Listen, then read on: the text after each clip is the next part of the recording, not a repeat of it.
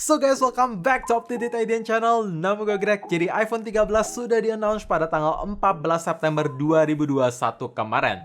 Dan ekspresi kebanyakan orang pasti kayak, meh, kok ini sama aja, apa bedanya dengan iPhone 12 series sebelumnya?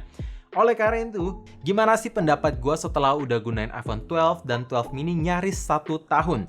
Apakah layak upgrade ke iPhone 13? Tapi tentu, sebelum kalian komentar yang aneh-aneh, tahan dulu jempolnya, nonton dulu sampai habis baru komen.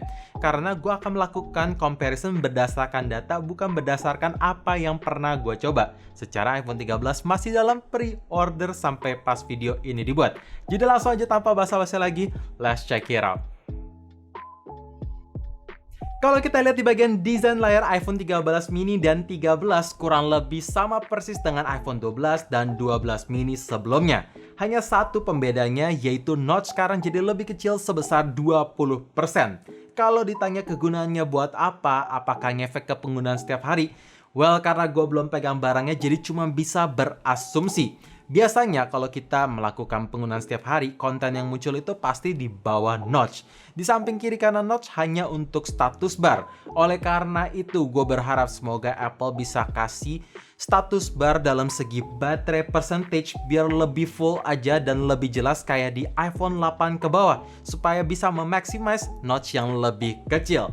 Dan dalam segi kualitas layar juga kurang lebih sama persis. Panelnya menggunakan OLED, resolusi menggunakan Super Retina XDR display yang support HDR10, Dolby Vision, support True Tone display, dan support haptic touch. Yang jadi pembeda hanya di brightness. Dari sebelumnya 625 nits, sekarang typical brightness-nya itu bisa sampai 800 nits dan peak-nya ketika kita nonton konten Dolby HDR atau Dolby Vision HDR masih sama di 1200 nits. Dan untuk ketahanan layarnya juga sama persis, masih menggunakan ceramic shield display. Jadi ya kayak nggak ada bedanya sih. Di bagian desain HP iPhone 13 dan 13 mini pun juga sama persis 90% kayak iPhone 12 mini dan 12 biasa. Yang bikin beda cuma bentuk kamera yang sekarang lebih diagonal, atau lebih tepatnya kamera di bawah kiri pindah posisi geser ke kanan, sesimpel itu. Sisanya sama. Dalam segi bahan material, back cover masih menggunakan kaca dan framenya masih menggunakan aluminium dengan finishing made of, berasa tekstur halus dan ujung kiri kanan mengotak rounded.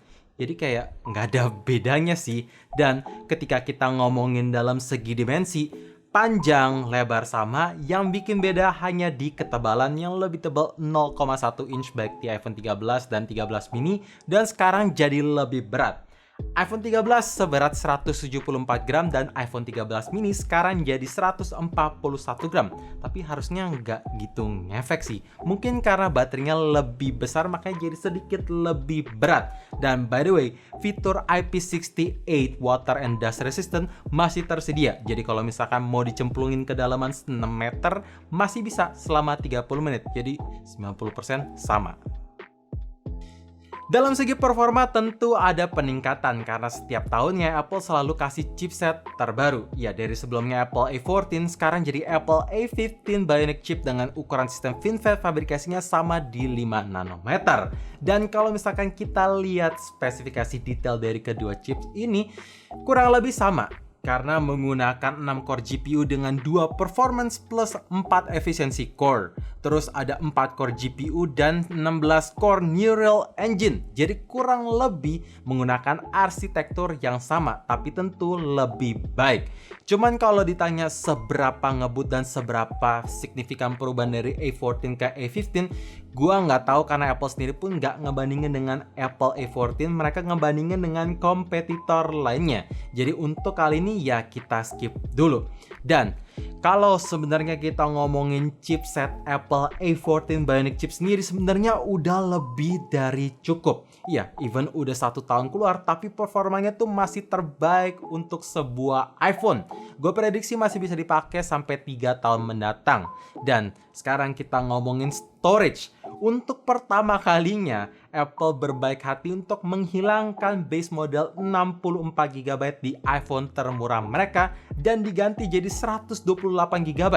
Mau di iPhone 13 mini maupun iPhone 13 biasa, semuanya 128GB. Akhirnya 64GB mana cukup di tahun ini. Secara kan nggak bisa di-expand juga. Di bagian kamera belakang masih membawa setup dual kamera dengan konfigurasi yang sama. Ada 12 megapiksel wide angle dengan bukaan cahaya f1.6 dan ada 12 megapiksel ultra wide angle dengan bukaan cahaya f2.4. Jadi secara spek tidak ada yang berubah kecuali ada satu hal baru yang menurut gue ini langkah sangat berani dari Apple dengan menghadirkan fitur sensor optical image stabilization yang ada dari 12 Pro Max ke 13 mini dan 13 atau iPhone termurah dari Apple yang sangat gua tunggu dan sangat penasaran sekaligus bikin sedih para iPhone 12 Pro dan 12 Pro Max. Karena sekarang ini untuk dapetin fitur itu bisa dengan harga yang lebih terjangkau.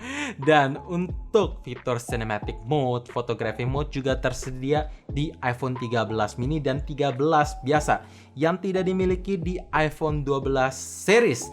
Dan untuk kamera depan masih membawa resolusi sebesar 12 megapiksel dengan bukaan cahaya f2.2.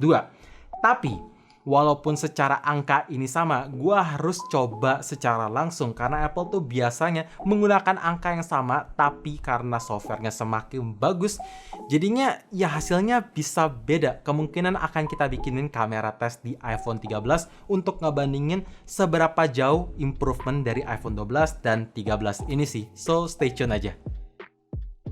Walaupun kapasitas baterai di iPhone 13 mini dan 13 meningkat ketimbang iPhone 12 sebelumnya, tapi dalam soal charging, faktanya rumor masih ya agak salah. Katanya bakal di-include 25 watt fast charging, tapi ternyata masih di 20 watt fast charging aja.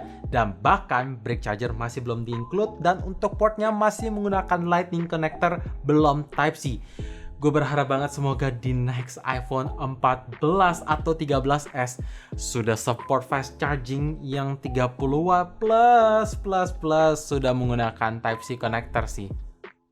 So guys, itu dia video quick comparison antara iPhone 12 mini versus iPhone 13 plus iPhone 13 mini yang bisa gue bagiin ke kalian berdasarkan data yang ada.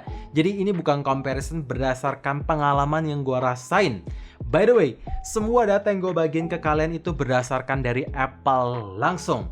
Dan jujur aja, di acara launching Apple kemarin gue rada kecewa ngelihat iPhone 13 series non-Pro. Karena kayak nggak ada perubahan aja. Gue lebih seneng atau lebih excited di iPhone 12 series sebelumnya karena membawa fitur MagSafe dan panel OLED di semua iPhone, ya sampai ke mini pun masih tersedia.